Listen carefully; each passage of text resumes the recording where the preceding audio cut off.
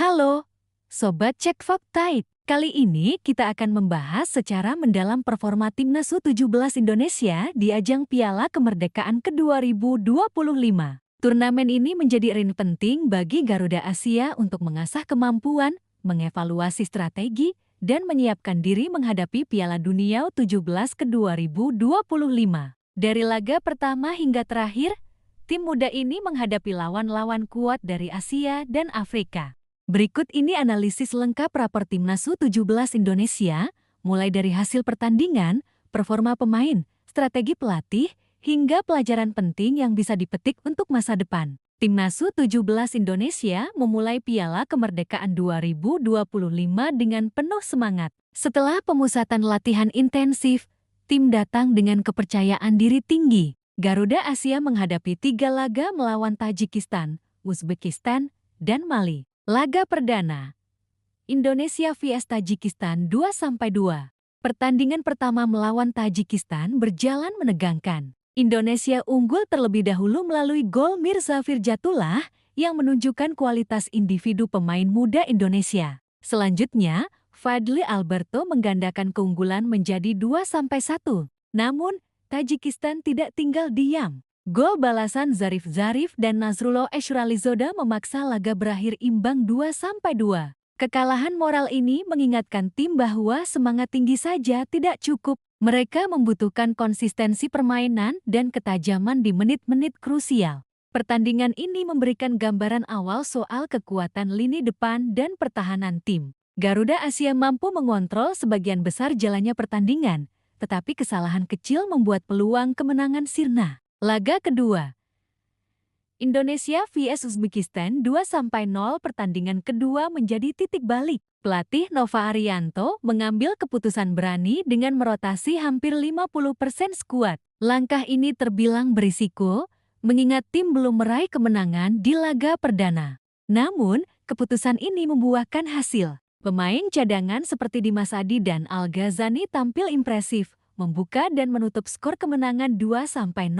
Laga ini menunjukkan kedalaman tim dan kesiapan pemain muda untuk tampil di level tinggi. Rotasi yang sukses juga memberi pelajaran penting, fleksibilitas strategi dan pemain cadangan yang kompeten bisa menjadi kunci saat menghadapi lawan kuat. Laga ketiga, Indonesia vs Mali 1-2. Laga terakhir menjadi ujian terberat. Mali yang sebelumnya menyapu bersih 2 laga dengan kemenangan, terbukti sebagai tim paling produktif, mencetak 11 gol dalam 3 pertandingan. Indonesia berjuang keras. Fadly Alberto kembali menjadi pencetak gol, namun Garuda Asia kalah tipis 1-2. Kekalahan ini menunjukkan bahwa tim masih kesulitan menghadapi lawan dengan ritme permainan cepat dan penyelesaian akhir yang efektif. Meski kalah, hasil ini memberikan pengalaman berharga. Tim belajar menghadapi tekanan tinggi dan menemukan celah dalam strategi lawan. Kemenangan moral adalah menahan kekalahan agar tidak terlalu besar, serta membuktikan bahwa Indonesia bisa memberi perlawanan terhadap tim-tim kuat. Rekapitulasi hasil pertandingan tanggal laga skor pencetak gol Indonesia pencetak gol lawan 12 Agustus tahun 2025 Indonesia vs Tajikistan 2-2 Mirza Firjatullah, Fadly Alberto Zarif, Nasrullah Eshralizoda 15 Agustus tahun 2025 Indonesia vs Uzbekistan 2-0 Dimas Adi, Al Ghazani.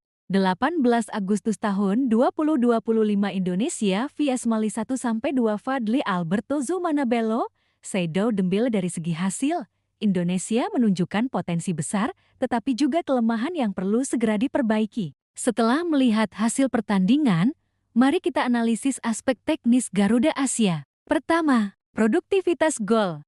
Dari 3 laga, Indonesia mencetak total 5 gol. Namun, distribusi gol cukup merata, dan tidak ada satu striker utama yang tampil sebagai pencetak gol dominan. Hal ini menunjukkan kekurangan di posisi depan, di mana tim belum memiliki sosok yang benar-benar mematikan dan konsisten. Gol-gol datang dari Mirza Firjatullah, Fadly Alberto, Dimas Adi, dan Al Ghazani yang semuanya menunjukkan kualitas individu, tetapi belum mampu menjadi andalan lini depan. Tantangan utama pelatih Nova Arianto adalah menemukan striker yang bisa mencetak gol rutin, terutama menghadapi tim dengan pertahanan solid seperti Mali. Kedua, lini pertahanan. Pertahanan Indonesia cukup solid, terutama saat menghadapi Mali yang dikenal produktif. Kekalahan 1-2 menunjukkan bahwa pertahanan mampu mengurangi margin gol lawan. Pemain bertahan seperti Putu Panji mampu menahan serangan,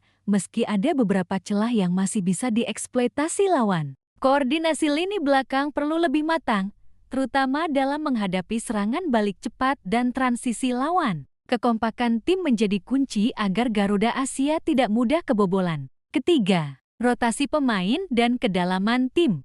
Laga kedua melawan Uzbekistan menjadi bukti bahwa rotasi pemain sangat efektif. Hampir setengah skuad diganti dan pemain cadangan mampu mencetak gol kemenangan. Ini menunjukkan kedalaman tim yang cukup baik. Kedalaman ini penting untuk turnamen panjang, karena tim bisa menjaga stamina, mengantisipasi cedera, dan tetap kompetitif dalam setiap pertandingan. Nova Arianto perlu terus mengasah pemain cadangan agar siap tampil di laga-laga penting di masa depan. Keempat, mental dan konsistensi. Mental pemain muda menjadi aspek penting. Hasil imbang melawan Tajikistan dan kekalahan tipis dari Mali menunjukkan bahwa Garuda Asia memiliki daya juang, tetapi belum konsisten. Pemain perlu belajar menjaga fokus sepanjang 90 menit, terutama saat unggul atau menghadapi tekanan lawan. Mental yang kuat akan sangat menentukan performa di Piala Dunia U17 2025, di mana tekanan dari turnamen internasional jauh lebih tinggi. Kelima, analisis taktik pelatih.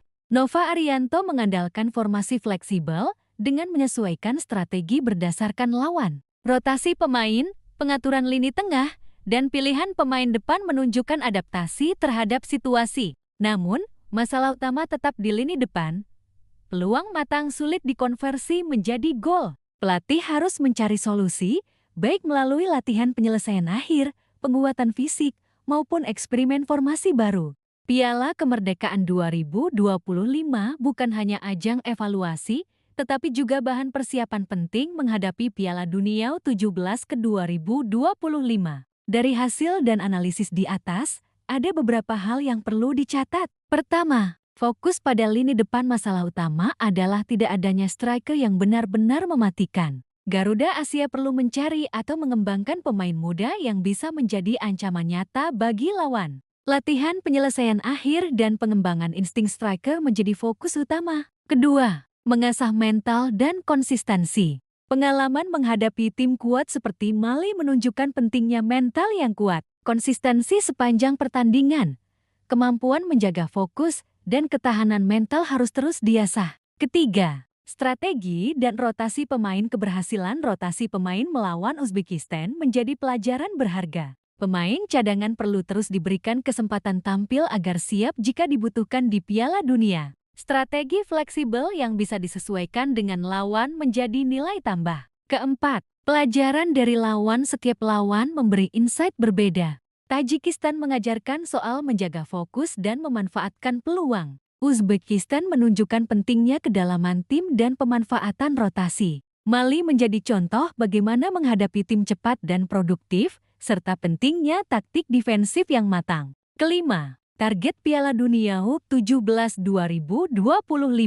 Dengan evaluasi ini, Garuda Asia memiliki peta jelas, memperkuat lini depan, mengasah mental, meningkatkan koordinasi tim, dan memanfaatkan kedalaman skuad. Target realistis adalah tampil kompetitif dan mampu melaju lebih jauh dari turnamen internasional sebelumnya. Piala Kemerdekaan 2025 memberikan banyak pembelajaran bagi timnas U17 Indonesia. Meski ada kemenangan, kekalahan tipis dari Mali menunjukkan bahwa tim masih perlu pengembangan, terutama di lini depan. Mental, kedalaman tim, dan fleksibilitas strategi menjadi kekuatan, tetapi masih ada pekerjaan rumah besar menjelang Piala Dunia U17 ke 2025.